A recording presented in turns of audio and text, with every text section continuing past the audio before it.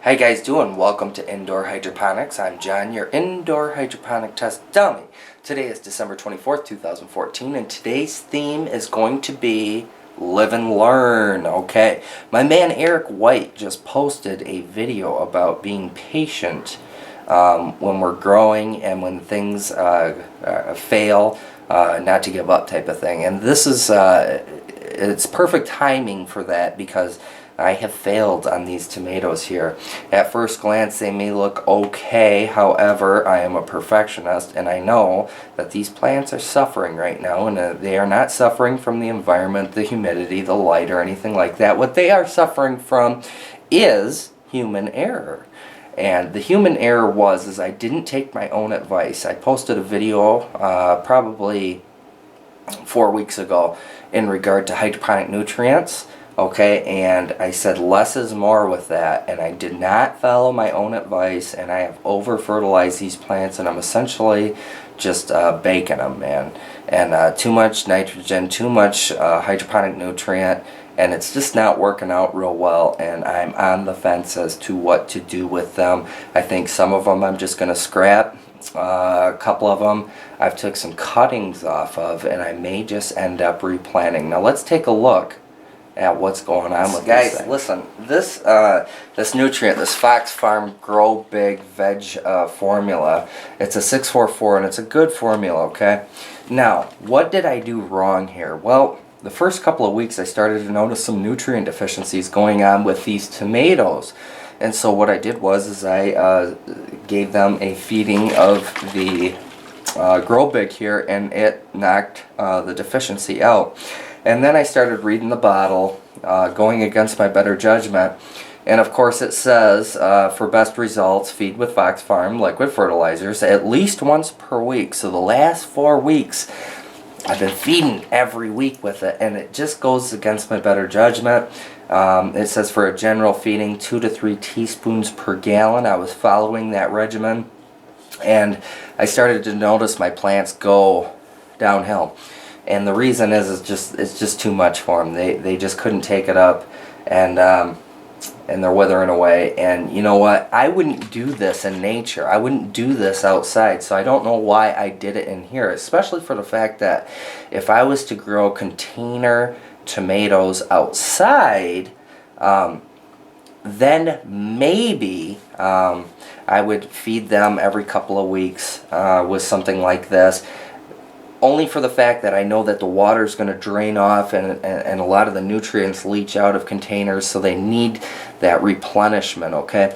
But in here, I only water enough to where it comes out of the bag, and then what happens is it wicks back up, okay, and it goes back in there. And if the plant isn't taking it up, the nutrients left over, and if I keep adding more nutrients to it, it's just going to fry these things. And some different things are happening around the room. So now let's take a look at overfeeding these plants. So I'm going to get behind the camera.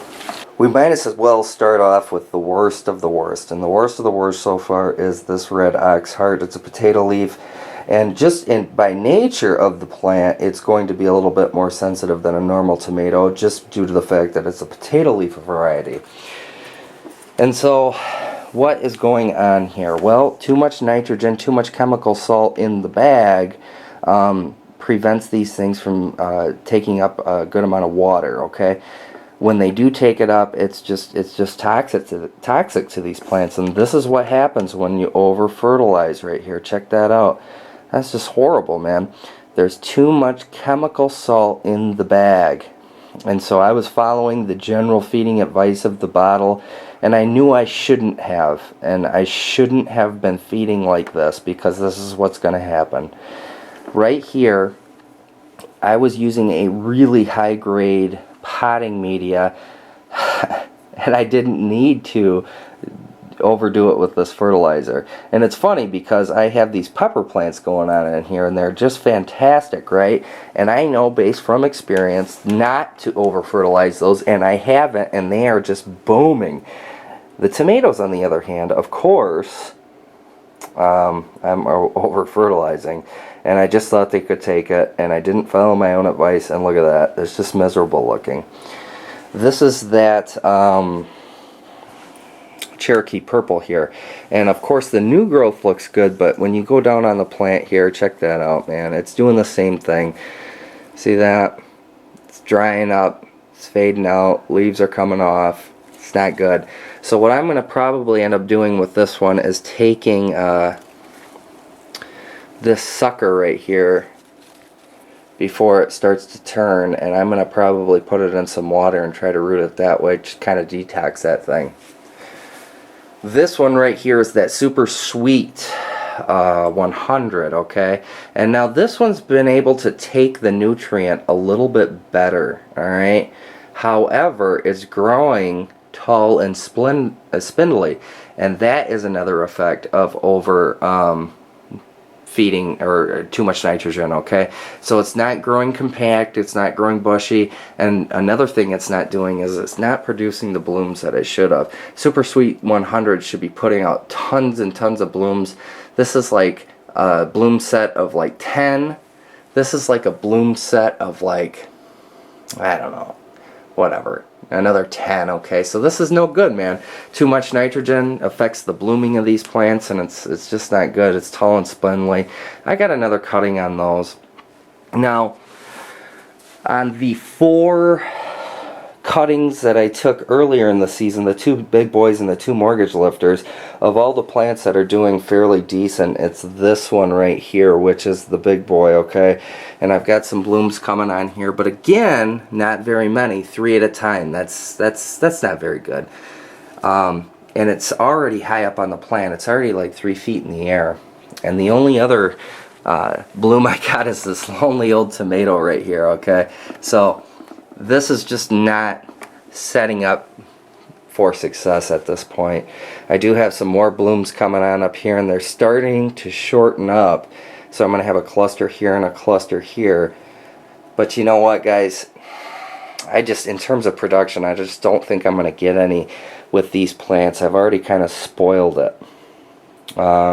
This one right here is that big boy. And the 2 over here are mortgage lifters, and the mortgage lifters are really not doing good at all. They are spindly.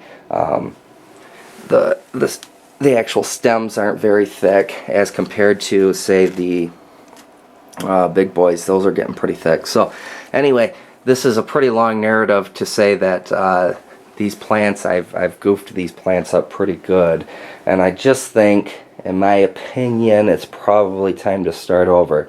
Now, how do I know that I goofed them up? Well, let's check this out.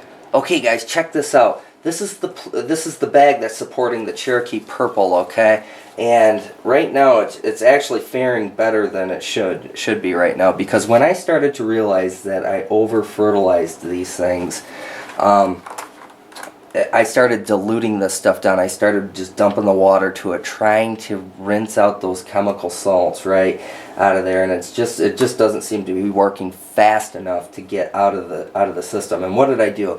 Now, a lot of people do this when they're growing hydroponically in cocoa. They'll take a ppm measurement of the runoff, and I've done the same thing. And guys, this will really tell the story. This is just the runoff of this. So imagine what's going on inside this bag, right? Look at this. That tells a story. If you can't see that, it's 2,800, man. 2,800 ppm. That is outrageously high for tomatoes. When I grow hydroponic tomatoes in a water culture, I never go beyond like 12 to 1,300, and I usually run them at 1,000 and I get good results.